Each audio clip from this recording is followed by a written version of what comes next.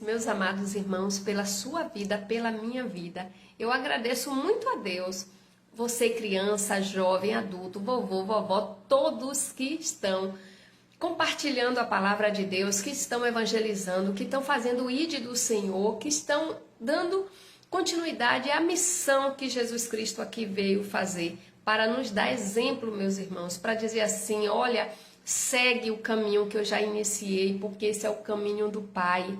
Porque eu vou preparar o lugar de vocês e quando eu preparar eu venho outra vez para buscar vocês, para vocês estarem comigo na eternidade. Olha que bom essa promessa de Deus, mas ficou essa legalidade para nós, né, meus irmãos? A gente precisa de coração aberto, com muita vontade, com muito ânimo fazer a vontade de Deus, porque quem ganha somos nós. Os ganhadores somos nós, porque o nosso Deus, Ele é quem tem tudo, nós não temos nada sem Ele. E sem Jesus a gente nem sobrevive, não tem como alimentar a nossa vida se não tiver Jesus Cristo. Amém? Começa pelo fôlego, desde que a gente nasceu, desde a nossa geração, a gente depende de Deus. E quando morrer, dependerá de Deus eternamente. Olha que prazer a gente saber que pode contar com o Pai, que diz, eis-me aqui. Mas para a gente estar com Ele, é necessário a gente sair do lamaçal deste mundo, porque o pecado não combina com Deus. Deus, a palavra dele é bem firme em dizer que Ele não mudou e não mudará. E Ele ama o pecador, mas o pecado Ele abomina. Então, se estamos lameados com o pecado, não tem como a gente estar envolvido com Deus. Então, quer estar envolvido com Deus, larga o pecado, abandona esse pecado. Quando Jesus Cristo teve aquele encontro com Maria Madalena, ele disse, vás e não peques mais. Assim ele diz para mim e para você. A partir desse momento, meus irmãos, que estamos ouvindo a palavra de Deus, estamos de acesso à palavra de Deus, é para a gente ter arrependimento e nojo das coisas erradas que a gente já praticou. Amém? Deus é louvado e exaltado. Então, eu quero compartilhar aqui uma meditação acerca da parábola do semeador, aonde a meditação traz uma experiência para a gente, traz assim, destrinchadamente, um entendimento para que eu e você, todos nós venhamos a perceber que tipo de coração estamos tendo, que tipo de solo está no nosso coração e na nossa mente. Será que a palavra de Deus, quando a gente ouve um louvor, quando a gente ouve uma mensagem, quando alguém nos evangeliza, quando as redes sociais trazem para a gente uma palavra de Deus, da parte de Deus, será que estamos descartando ou estamos absorvendo, estamos trazendo para dentro de nós? Porque nada vem por um acaso, tudo tem um propósito. É um socorro de Deus quando chega uma palavra para a nossa vida. É só a gente observar e guardar, que em determinado momento a gente vai lembrar e vai saber que Deus já cuida de nós. Amém? Então diz assim, usando a natureza como exemplo, Jesus procurou ensinar uma lição objetiva do seu amor. A semente representa o Evangelho, aquela semente que foi semeada, representa o Evangelho. E o solo representa o coração humano. Com infindável generosidade, o semeador, que é Jesus, derrama seu abundante afeto sobre todas as pessoas, em todas as partes. De maneira diligente, ele procura um solo apropriado, onde a salvação por ele oferecida possa nascer, crescer e dar frutos. Entretanto, com demasiada frequência, a sua semente cai num coração não preparado para recebê-la. A beira do caminho representa o coração descuidados e endurecidos, aqueles corações que a gente prega a palavra, evangeliza, ouve um louvor, mas está ainda, né, endurecido, não quer, não entende, não quer, e nega realmente a Jesus, diz que é filho de Deus, mas não está nem aí. A beira do caminho representa o coração descuidado e endurecidos. São corações superficiais, sobre os quais a verdade do Evangelho não faz nenhum efeito na vida da pessoa.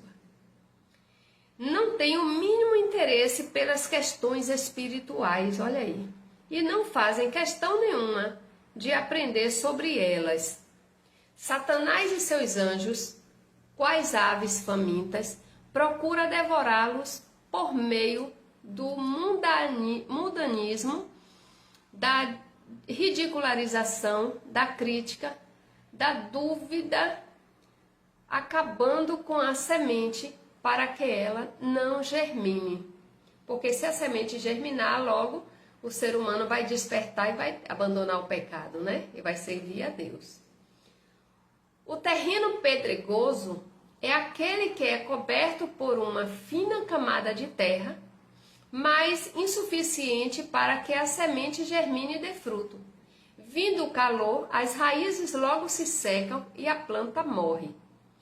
O terreno pedregoso representa aquelas pessoas que reagem positiva e prontamente à mensagem do Evangelho, mas a deixa tão rapidamente quanto a abraçaram. A rocha do egoísmo impede que o Evangelho floresça em seu coração. O eu, para elas, é mais importante do que Cristo.